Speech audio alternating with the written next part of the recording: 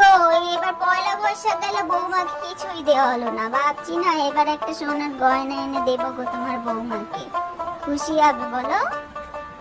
হ্যাঁ গো গিন্নি, ঠিকই বলেছো, বৌমাকে তো দিতেই হয় বলো, আমাদের কত লক্ষ্মীমন্ত একটা বৌমা, সাথে তোমার জন্য কিছু নিও গো। মা, মা, মা শুনছেন? আচ্ছা মা, দুপুরে কি রান্না করব যদি একটু বলতেন ভালো হতো।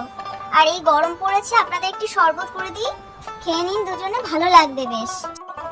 আরে বৌমা, অত কষ্ট করতে হবে না তো মা, তুমি যাও, একটু সাবধানে রেস্ট নাও, তারপর একটু ঠান্ডা পড়লে রান্না করো, ঠিক আছে?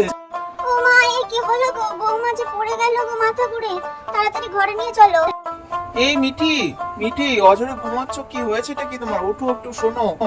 ও তুমি এসে গেছো, কি যে বলি বলো, মাথা ঘুরে পড়ে গেছিলাম। রান্না করতে যাবো ভেবেছিলাম, মা রান্নাই করতে দিল না। চলো রান্নাঘরে যাই।